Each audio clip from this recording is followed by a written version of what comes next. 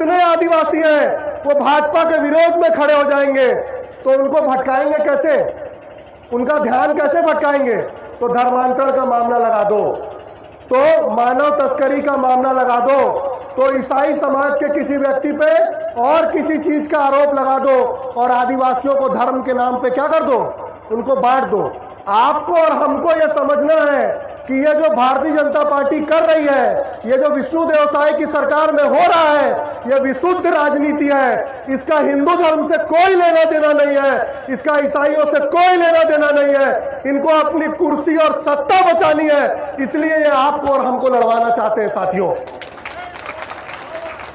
जो विष्णु देव साय लोयला से पढ़ के गए और जितने आदिवासी और जितने सामान्य वर्ग के लोग, जितने पिछड़े समाज के लोग आज पूरे देश और दुनिया में नाम कमा रहे हैं, उन सबको पहले इलाज किस अस्पताल से मिलता था? मिशन अस्पताल में कुनकुरी जसपुर जिले के हर धर्म के व्यक्ति का इलाज हुआ है।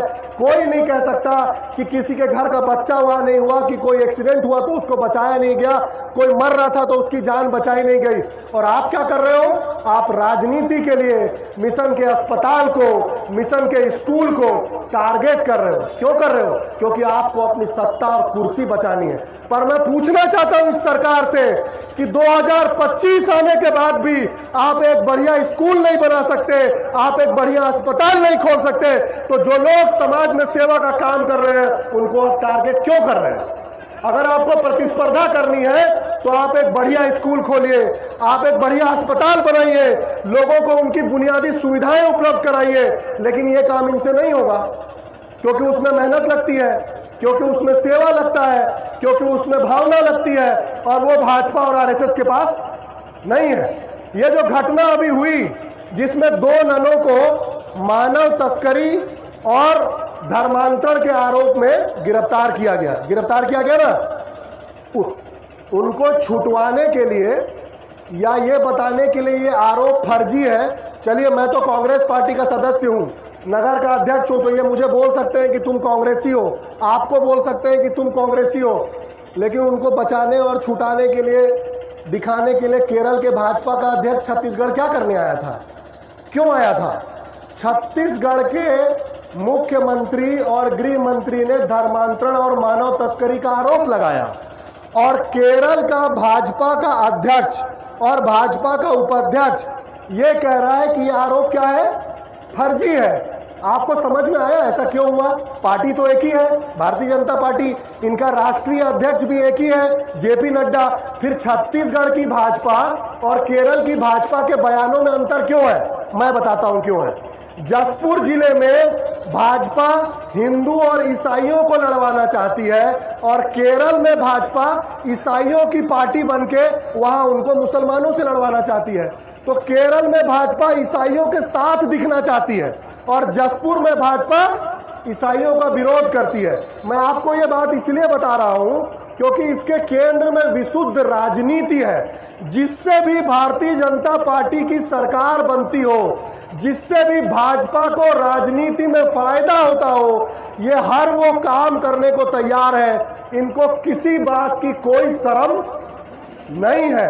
इसलिए जब आज आप लोग जमा हुए हैं तो मेरा आना और मेरे जैसे अलग अलग समाजों का आना और जरूरी हो जाता है, ताकि वो ये बताए कि ये केवल किसी एक समाज और जाति की लड़ाई नहीं है। ये लड़ाई भारत के संविधान में जो अधिकार आपको और हमको बराबरी का मिला, ये उस अधिकार को बचाने की लड़ाई है। ये लड़ाई जिस भारत का सपना हमारे आपके पूर्वजों ने देखा था, उस सर्वधर्म संभाव के भारत को बचाने की लड़ाई है। ये लड़ाई भारत में कानूनी व्यवस्था को स्थापित करने की लड़ाई है। अगर कहीं कोई अपराध हो रहा है, अगर कहीं कोई कुछ गलत कर रहा है, तो उसके लिए भारत में पुलिस है कि नहीं है? बताइए, है कि नहीं है? तो वहां ये बजरंगी गुंडे, वहां ये आरएसएस के लोग, वहां ये भाजपाई गुंडे क्या करने जाते हैं भाई? अगर कोई समस्या है, कहीं कोई कानून तोड़ा जा रहा है, कहीं कोई दिक्कत है, तो आप थाने में रिपोर्ट करिए और पुलिस अपना काम करेगी, न्यायपालिका अपना काम करेगी। आपको कानून हाथ में लेने का अधिकार किसी ने नहीं दिया है। इसलिए आज इस सभा के माध्यम से जहां इन फर्जी आरोपों का विरोध करने आप जमा हुए हैं, मैं भी आपके साथ जमा हुआ हूं और मैं मुखरता से कह रहा हूं कि ये लड़ाई हमको अपने भारत को बचाने की, ये लड़ाई हमको आपसी प्रेम को बचाने की, ये लड़ाई हमारे आपके बीच के सद्भाव और पड़ोस को बचाने की है और ये लड़ाई भारतीय जनता पार्टी के वैमनस्यता और नफरत को जनता के सामने की लड़ाई है।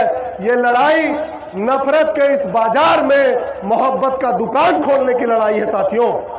इसलिए मैं बस इतना कहना चाहता हूं कि जब भी कभी आप देखेंगे कि भारतीय जनता पार्टी किसी के ऊपर धर्मांतरण, मानव तस्करी या ऐसा कोई आरोप लगा रही है तो इस राजनीति को ठीक से समझ के उसका पूरी ताकत से लोकतांत्रिक रूप से संविधान में दिए अधिकारों के साथ हम सबको मिलजुल करके विरोध करना है और हमको बताना है कि हम सब